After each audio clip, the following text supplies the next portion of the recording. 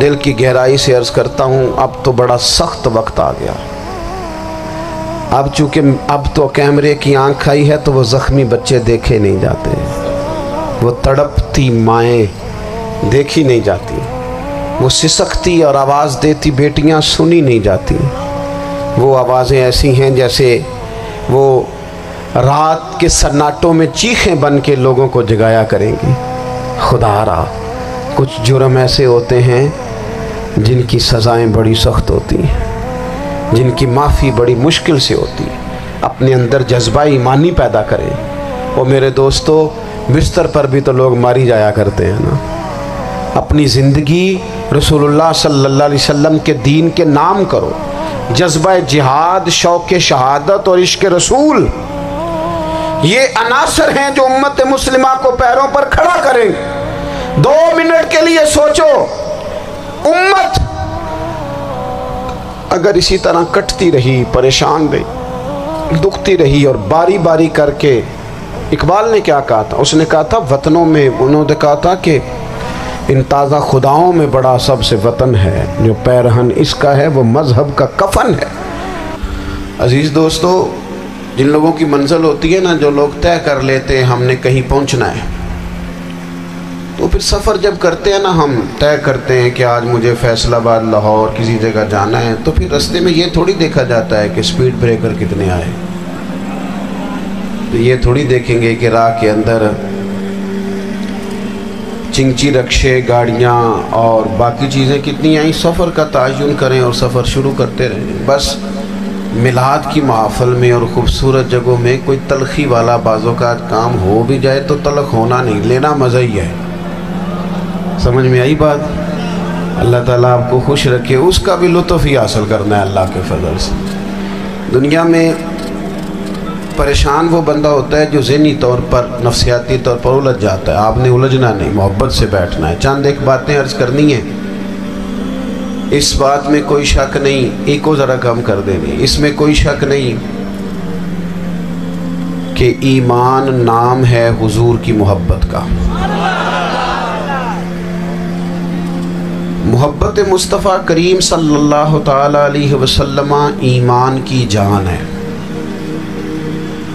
اور یہ دین اسلام کا بہت بڑا انعام ہے کہ وہ کہتا ہے کہ حضور سے پیار کرو۔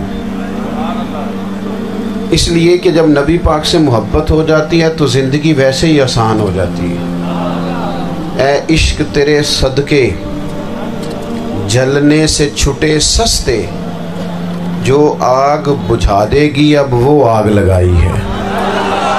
کیا ہوتا ہے کہ انسان کے لیے زندگی آسان ہو جاتی ہے۔ میں نے عرض کیا تھا کہ پتہ ہی نہیں چلتا کمانڈر ان چیف کون ہے۔ اللہ آپ کو سلامت، ٹھیک ہو گیا جی، اب آنے دیں دوستوں کو، بیٹھ جائیں جی، آپ لوگ آگے نہ ہو، پیارے بیٹے بیٹھ جاؤ جہاں جگہ نہیں، آپ اس طرح بھاگے دوڑے دنانا، محفل میں آئیں، اس کا ادب کا خیال کریں، آپ تشریف رکھیں، بس بیٹھ جائیں جہاں جگہ مل رہی ہے۔ جو دوڑ کے آ رہے ہیں یہ اطمینان سے آئیں گے تو باوقار لگیں گے۔ اللہ آپ کو سلامت رکھے، برکت دے، ماشاءاللہ، اللہ تعالیٰ آپ کو برکات دے۔ اوہو، یہ اتنا مجمع کنٹرول نہیں ہوتا، کوئی بات نہیں، وہ انجی ہوتا ہے ہر روز تھا۔ نعرہ تکبیر، نعرہ تکبیر، نعرہ رسالت، نعرہ بس بیٹھ جائیں، اب تشریف رکھ، جلدی سے بیٹھ جائیں جی، آپ جو کھڑے ہیں یہ غلط کر رہے ہیں، 1 سیکنڈ سے پہلے بیٹھ جائیں، فٹافٹ فٹافٹ، فیصلہ کرنے میں اتنی دیر، لو جی ماشاءاللہ ٹھیک ہو گیا۔ اب آپ توجہ، بولے نہیں جی، اب بولنا سوء ادب ہے، بولے نہیں، بڑی مہربانی، اطمینان سے بات سنیں۔ نبی پاک علیہ السلام کی جو محبت ہے نا، وہ انسان کے لیے زندگی کو آسان کر دیتی ہے۔ حضور سے پیار ہوتا ہے نا تو بندہ نفرت کرنی ویسے ہی چھوڑ دیتا ہے۔ حضور سے پیار کرتا ہے، ہرس، ہوس، لالچ ویسے ہی نکل جاتا ہے۔ جب حضور سے محبت ہو جاتی ہے، نماز پڑھنا، درگزر کرنا، درود شریف پڑھنا، قرآن پاک پڑھنا، دین کی خدمت کرنا، حتیٰ کہ جان دینا بھی آسان ہو جاتا ہے۔ نبی پاک علیہ السلام کی محبت انسان کو کبھی بھی ہیں ان تقاضوں کو سمجھنا پڑے گا۔ تازہ دم رکھتا ہے حضور کا پیار، شرط یہ ہے کہ محبت صحیح ہو، اصلی ہو، باطن میں ہو. یہ آپ کے ذہن کے اندر کبھی بھی کسی بدبو کو نہیں آنے دے گی، طبیعت کو تازہ دم رکھے گی، سکون میں رہے گی. لیکن نبی پاک علیہ السلام کی محبت کے کچھ تقاضے ہیں، ان تقاضوں کو سمجھنا پڑے گا. بالخصوص امت اس وقت جس جگہ پہ کھڑی ہے، آپ دیکھیں کہ اتنی بربریت اور اس جیتے جاگتے دیکھتے ماحول میں کہ جس میں ہر چیز کیمرے کی آنکھ دیکھ رہی ہے، اس میں اس قدر زیادہ اسرائیل کی جارحیت. اس کے جواب میں 2-3 تازیانے ہیں وہ سمجھنے والے. ایک ہے کہ میں کوئی جذباتی بات کروں گا، آپ اس کی تائید کر دیں گے. ایک ہے کہ پہلوؤں پر غور کرنے کا وقت ہے کہ اتنے کٹھن ماحول میں بھی اگر مسلم امہ کے لیڈر بیدار نہیں ہو رہے تو آپ کو پس منظر سمجھنا پڑے گا کہ ہم نے نبی پاک کی محبت کے تقاضوں کو نہیں سمجھا. حضور سے محبت ہے نا تو پھر نبی پاک کو تو سادہ طرز زندگی پسند ہے، حضور کو تو پسند نہیں ہے. اللہ کے محبوب نے تو دعا مانگ کے فقیری لی اللہ تعالیٰ سے. آپ کو پتہ ہے جب بندہ بہت زیادہ آسانیوں میں چلا جاتا ہے، بہت زیادہ اس کے پاس سہولیات ہو جاتی ہے، اس کا مرنے کو دل نہیں کرتا.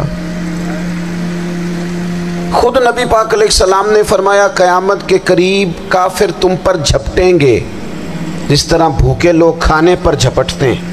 حضور کیوں، ہم تھوڑے ہوں گے؟ فرمایا نہیں، تمہیں دنیا سے محبت ہو جائے گی اور موت تمہیں بری لگے گی. اتنے بڑے بڑے بنگلے، عالی شان محلات، کس کا چھوڑ کے مرنے کو جی چاہتا ہے معاذ اللہ. نبی پاک کی محبت کا تقاضا سمجھو. ایسا نہیں کہ وہاں دولت آئی نہیں. حضور تو فرماتے ہیں کہ اللہ نے خزانوں کی کنجیاں میرے ہاتھ میں رکھ دی ہیں، لیکن میں نے عرض کیا مالک ایک وقت روٹی دینا اور ایک وقت کا فاقہ دینا. کنجیاں خزانوں کی اللہ نے دی.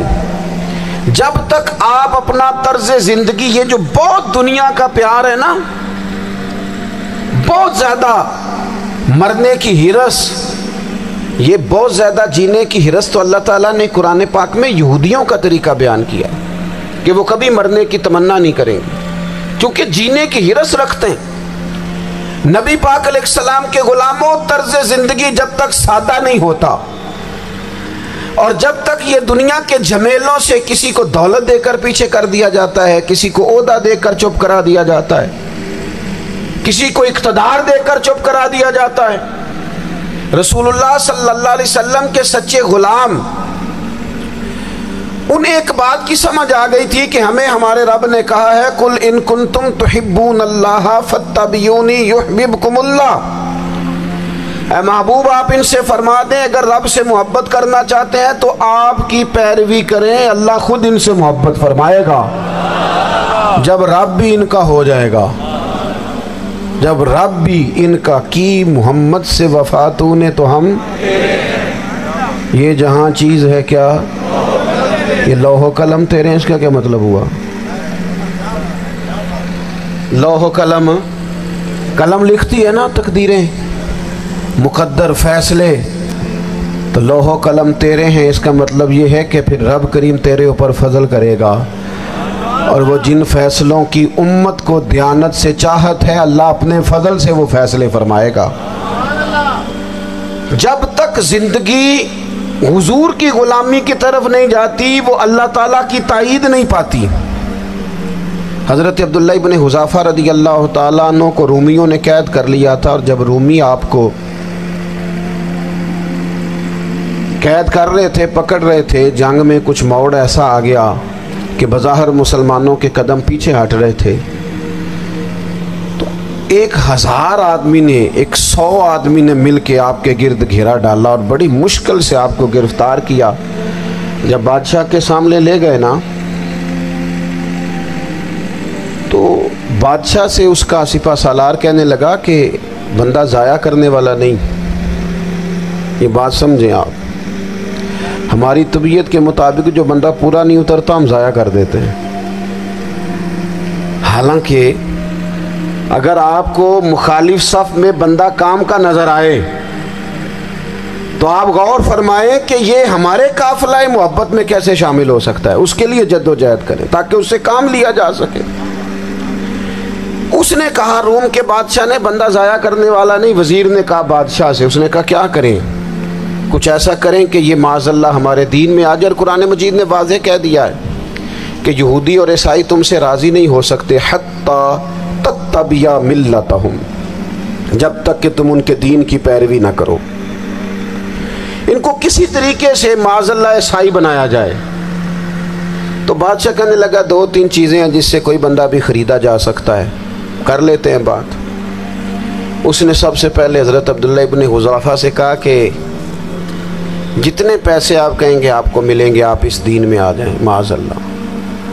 تو حضرت عبداللہ ابن حذافہ نا, کچھ لوگ بڑے سیانے ہوتے ہیں, بردبار ہوتے ہیں, بعض باتوں پر غصہ نہیں کرتے, ہنستے ہیں.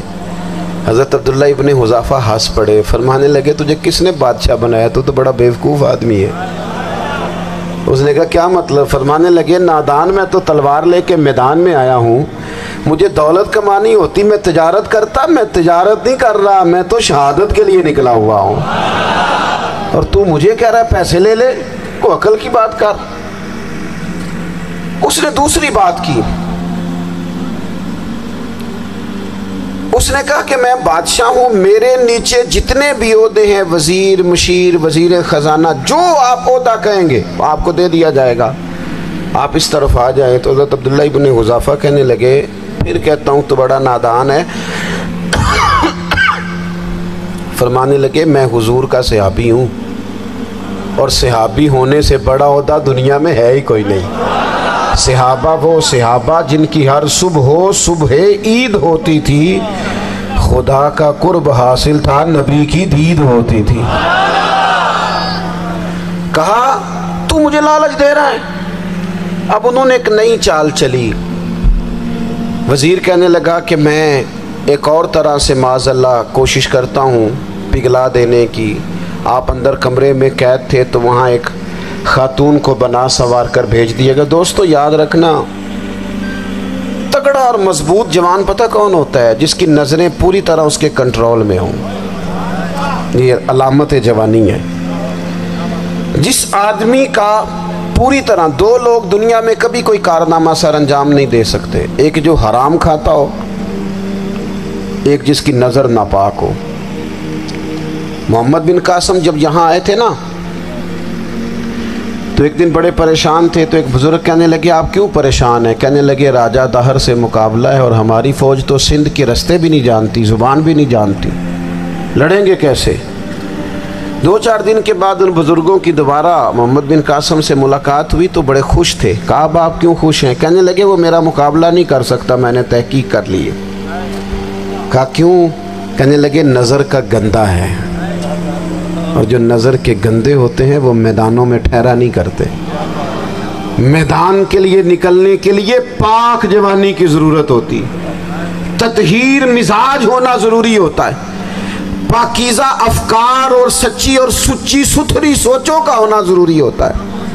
اس لیے فرمایا کہ میرا مقابلہ نہیں کر سکتا. حضرت عبداللہ ابن حذافہ کمرے میں تھے تو وزیر کی بیٹی اندر سجی سنوری پہنچ گئی.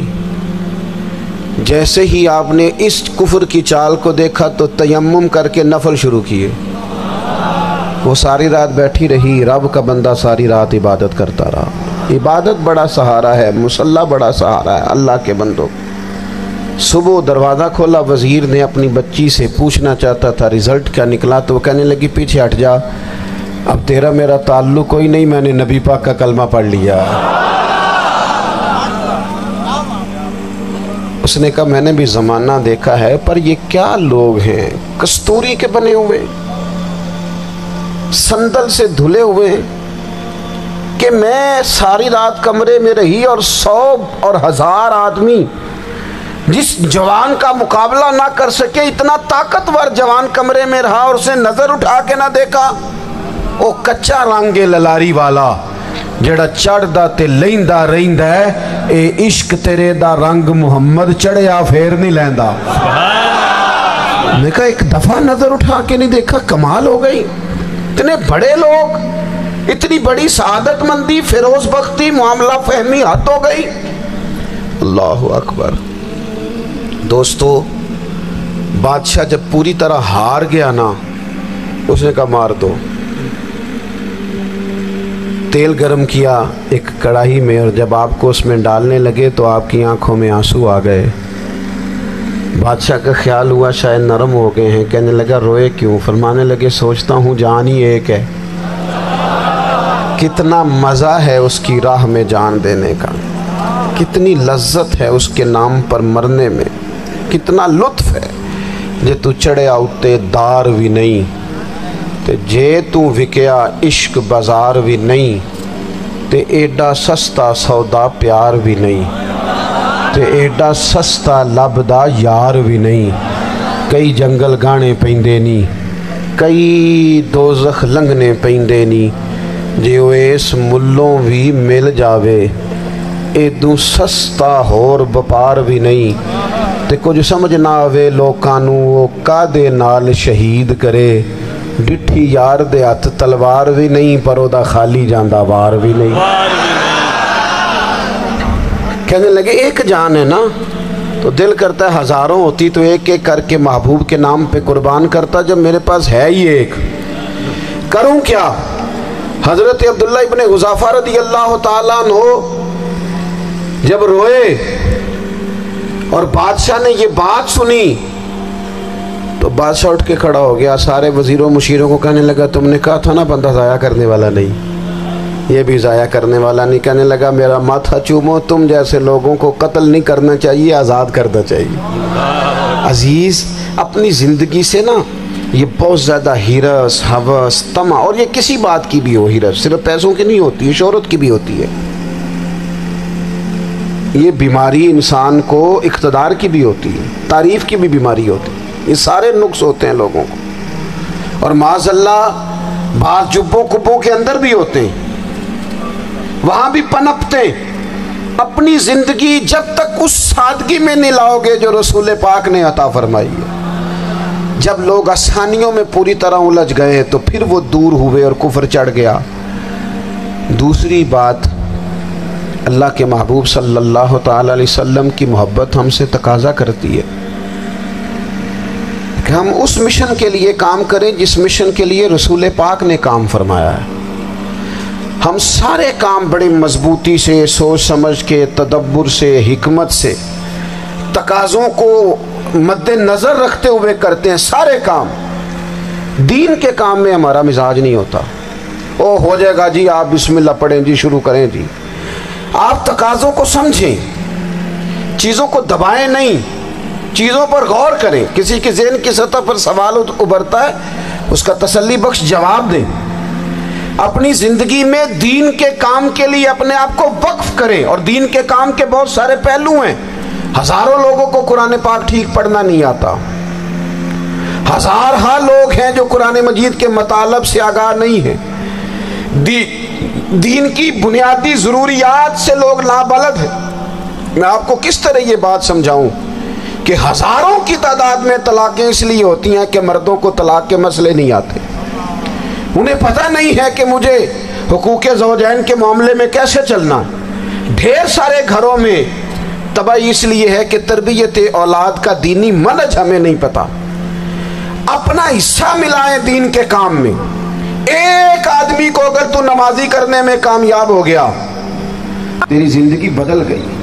وہ دین بیزار لوگ جو ہمارے بیچ بیٹھ کے ہماری نوجوان نسل کو پگڑی اور داڑھی کا نام لے کے بنیادی طور پر دین سے دور کرتے، ایسے نوجوانوں کو دین کا پیغام محبت دے کر دین کے قریب کرنا ہماری ڈیوٹیوں کا حصہ ہے۔ ہمیں ذمہ داری کا احساس کرنا پڑے گا، ہمیں یہ خاص قدم اٹھانا پڑے گا، توجہ دینی پڑے گی۔ مساجد، مدارس، میں آپ سے عرض کروں، اتنی ڈٹ کے مخالفت ہوتی ہے نا مدرسوں کی، اتنی ڈٹ کے۔ میں ادارہ چلاتا ہوں، اس کے چلانے میں جو مشکلات ہیں وہ تو ہم بتا نہیں سکتے آپ کو، اس لیے کہ میری قوم، میرا اس قوم سے تعلق ہے جو نعت خواں امیر کرنا چاہتی ہے، مدرسے نہیں۔ ہاں، نقیب خطیب پیدا کرنا چاہتی ہے، شعر و شاعری کی زندگی کو پروان چڑھانا چاہتی ہے فقط۔ ہمارا ان لوگوں سے تعلق ہے جو لاکھوں کروڑوں روپیہ محافل پہ لگائیں گے، اور قاری صاحب بیچارے اگر مسجد کا کوئی ہونے والا کام کسی وقت بتا دیں گے تو وہ بڑی مشکل آ جائے گی ان کے لیے. یہ کیسے ہو سکتا ہے آپ نے یہ ڈیوٹی بتا دی؟ مدارس اور جتنا اہم رول دین کو پھیلانے میں مدارس اسلامیہ کا ہے، اتنی زبردست. لوگوں کا خیال ہوتا ہے میری طرح کے لوگ شاید کام کرتے ہیں، ڈیوٹی کرتے ہیں. یہ 10-15 لوگ آپ کو نظر آتے ہیں جو آپ کو کہیں میڈیا پر یا ادھر ادھر ڈیوٹی کرتے، مخلص لوگ اپنی جگہ پہ، وہ بھی بڑا ہی کام کر رہے ہیں. جو میڈیا پہ آ کے بھی اخلاص سے اور درد دل سے کو دین کی، ان کی بھی کسی بات کی حوصلہ شکنی نہیں. لیکن ہزارہا اساتذہ جو مدارس میں بیٹھ کے پڑھاتے ہیں، جنہوں نے وہ سارے لوگ تیار، آپ سمجھ نہیں سکتے کتنا بڑا کام. حفظ کا استاد جو ہوتا ہے نا، اس کی ڈیوٹی 24 گھنٹے ہوتی ہے فجر سے پہلے، اور اس نے بچوں کو اٹھانا. تنخواہ تو ہم انہیں دینا نہیں نہ چاہتے جی، تنخواہ نہیں دی انہوں نے. ہمیں مولوی امیر نہ ہو جانا. مولوی نو تے سوٹ بھی 27ویں والی رات دے عید ہے تاکہ کدھر سوان کے عید والے دن پا نہ لوے، چونکہ 27ویں تو بعد تے درزی پھڑتا ہی کوئی نہیں. کیوں حضرت؟ ایسے ہی ہے نا، اس وقت تو نہیں نہ لیتا. تو ہم چاہتے ہیں مولوی ہماری مرضی کے ہماری طرح کا سوٹ نہ پہن لے. مدارس کی مضبوطی آپ یہ دیکھ لیں، یہ صلاح الدین ایوبی کا تعلق بھلا کس چیز سے تھا؟ غوث اعظم کے مدرسے سے. حضور غوث اعظم کے مریدوں کی جماعت اس کے ساتھ شامل تھی. کون لوگ تھے جنہوں نے مدارس سے فیض پایا؟ رازی اور غزالی، حضور غوث اعظم، خواجہ اجمیر، یہ سب لوگ مدارس کے لوگ ہیں. کمزوریاں ہیں، غلطیاں ہیں، بہت ساری چیزوں کی اصلاح کی ضرورت ہے، لیکن یہ دین کا بہت بڑا قلعہ ہوتا ہے مدرسہ. لیکن اس کی مخالفت کی جاتی ہے. مجھے بتائیے، اگر مدرسوں میں کمزوریاں ہیں تو کالجوں یونیورسٹیوں میں نہیں ہیں؟ ہم نے کبھی مخالفت کی ہے بند کر دو سارے؟ لیکن لوگوں کا جب خیال آتا ہے، جب ہمارے ایک سابقہ وزیر صاحب تھے سر راہ، کسی دعوت میں میری ان سے ملاقات ہو گئی تو انہوں نے کہا مدرسوں کا کردار کیا ہے آج کے ماحول میں؟ میں نے انہیں کہا کہ مختلف کورسز آپ کراتے ہیں نا، تو اس کے لیے پھر مختلف ویکینسیز ہوتی ہیں. جہاں بچوں کو مدرسے کا کورس کرایا جاتا ہے تو استاد بننا ہوتا ہے، اس نے خطیب بننا ہوتا ہے، مسجد کی ڈیوٹی کرنی ہوتی ہے. میں نے کہا آپ بالکل کوئی حکومت سرپرستی نہیں کرتی، لیکن اللہ کا فضل ہے. کبھی آپ نے کوئی مسجد سنی ہے جس میں جمعے والے دن مولوی نہ ملا ہو جمعہ پڑھانے کے لیے؟ کبھی آپ کو رمضان میں ایسی مسجد ملی ہے جس میں قرآن مجید سنانے کے لیے حافظ نہ ملا ہو؟ یہ ہو سکتا ہے کسی حافظ کو مسجد نہ ملے. تو مدارس کے ذمے جو کام تھا مدارس نے جم کے کیا ہے اور ڈٹ کے کیا اللہ کے فضل سے. اور مدارس کے لوگوں کو بھی کمزور نہیں پڑنا چاہیے، کبھی کسی وزیر مشیر مالدار کے روب میں نہیں آنا چاہیے، قطعاً نہیں. کیوں؟ کہ یہ وہ عظیم لوگ ہیں رسول اللہ صلی اللہ علیہ وسلم کے دین کے غلام، کہ ابھی ایک لفظ نہیں پڑھا ہوتا الف با تا سا، پہلے دن گھر سے نکلتے ہیں تو حضور فرماتے ہیں اللہ کے فرشتے ان کے پیروں کے نیچے پر بچھا بھی دیتے ہیں. پہلے دن اتنا بڑا اعزاز ملتا ہے. تو حضور کی محبت کا تقاضا ہے دین کا کوئی کام کیا جائے. ایک خاتون مسجد نبوی شریف میں جھاڑو دیتی تھی پر کوئی کام تو کرتی تھی نا. اور کس مسجد میں؟ جہاں 70,000 فرشتے صبح آتے ہیں 70 شام آتے ہیں. اس مسجد میں وہ خاتون جھاڑو دیتی تھی. بخاری ہے، جب ان کا انتقال ہو گیا صحابہ نے سوچا کہ حضور کو تکلیف ہوگی، بغیر بتائے جنازہ پڑھ دیا. حضور صبح تشریف لائے، تازی قبر دیکھی، اور محبوب وہ ہیں جو فرش پہ کھڑے ہو کے عرش کی خبریں دیتے ہیں. نبی پاک علیہ الصلوۃ والسلام نے فرمایا کہ مجھے اطلاع کیوں نہیں دی اس کے انتقال کی؟ یہ کرم دیکھو، کوئی ڈیوٹی تو کرتی تھی نا یار، پر خلوص سے، پر پیار سے، پر اللہ کو راضی کرنے کے لیے، پر درد دل سے. اور دین کی ڈیوٹیاں کرنے والے دوستو سنو، حضور صبح آئے، قبر کو دیکھ کر فرمایا مجھے کیوں نہیں بتایا؟ یا رسول اللہ آپ کو تکلیف دینا مناسب نہ جانا. تو قبر پہ کھڑے ہو کے حضور نے فرمایا صف بناؤ میں دوبارہ جنازہ پڑھاؤں گا. صف بناؤ میں دوبارہ جنازہ پڑھاؤں گا. کوئی ڈیوٹی تو. تیسرا تقاضا حضور کی محبت کا، سمجھو میں بس بڑی جلدی بات سمیٹنے لگا ہوں. حضور کی امت سے پیار کرو، یہ نبی پاک کی محبت کا تقاضا ہے. हुजूर उस बंदे से बड़े राज़ी होते हैं जो हुजूर की उम्मत से प्यार करता है। आपको पता है हज़रत जिब्रील अमीन अलैहिस्सलाम ने मेराज की रात हुजूर अलैहिस्सलाम से अर्ज़ की थी कि अल्लाह की बारगाह में अर्ज़ कीजिएगा मेरी भी ड्यूटी लग जाए आपकी उम्मत के साथ मोहब्बत करने पर। तो ये क्यों कहा था उन्होंने? उलमा ने लिखा इसलिए कहा था कि हज़रत जिब्रील भी जानते हैं कि हुजूर की उम्मत से मोहब्बत की बात की जाए ना तो नबी पाक राज़ी होते हैं। उम्मत से प्यार करोगे ना, उम्मत से। एक सिर्फ बात का ख्याल रखना, अकीदा बुरा हो तो बात दूसरी है, वरना मेरे महबूब की उम्मत का एक एक शख्स जो मदीने वाले का कलमा पढ़ता है, जो हुजूर का ग़ुलाम है, उसके बारे में अपने दिल में गुंजाइश रखना, प्यार रखना, वारफ्तगी रखना। और दोस्तों यहाँ लोग किस किस तरह ग्रोहों को, जमातों को सपोर्ट करते हैं। नबी पाक ने इस उम्मत की कसरत पर फ़ख्र बयान किया और हुजूर फरमाने लगे 120 सफ़े जन्नतियों की होंगी, क़यामत में 80 सफ़े सिर्फ मेरी उम्मत की होंगी। मैं कसरत उम्मत पर फ़ख्र करूँगा। इन लोगों से प्यार करना है, इनके दुख दर्द को समझना है। पता है आज क्या होता है? आज हमें ना मुख्तलिफ छोटे छोटे मुल्कों में बांट दिया गया, तो हम किसी दूसरे मुसलमान भाई का दर्द नहीं महसूस करते। हम घरों में नहीं महसूस करते। पड़ोसी पर जुल्म हो रहा हो तो हम कहने पुत्र साडा नहीं मसला, यहोदा मसला है, तेनू की लगे। हालांकि पड़ोसी की आग इसलिए भी किसी वक्त बुझा देनी चाहिए कि पड़ोसी की ना बुझाई जाए तो अपना घर भी ज़ाद में आ जाता है। आज उम्मत मुस्लिमा से हमें बस लगा दिया गया अपने हिस्से की रोटी कमाओ, अपने हिस्से की कोठी बनाओ, अपने हिस्से की गाड़ी खरीदो, अपने हिस्से का। उम्मत का दर्द, उम्मत की बात, वहदत उम्मत का तसव्वुर, उम्मत का दोबारा से वो शान अरसला रसूलहू बिल हुदा व दीनिल हक़ लियुज़हिरहू अला दीन कुल्ले, वो तसव्वुर कब होगा? उस वक़्त होगा जब हम बात उम्मत की करेंगे। नबी पाक अलैहिस्सलाम ने फरमाया मुसलमान की मिसाल एक जिस्म की तरह है। जिस्म के एक हिस्से को तकलीफ़ हो तो सारा आजमाइश में आ जाता है। मुझे बताओ ये उंगली दर्द करती हो, ये उंगली जिस्म का हिस्सा है ना, तो मेरा ख्याल है दिमाग ये कह देगा कि उंगली की दर्द है ना, मिन्नू की लगे। दिल कह देगा कोई नहीं टेंशन लेने, उंगली का मसला है ना।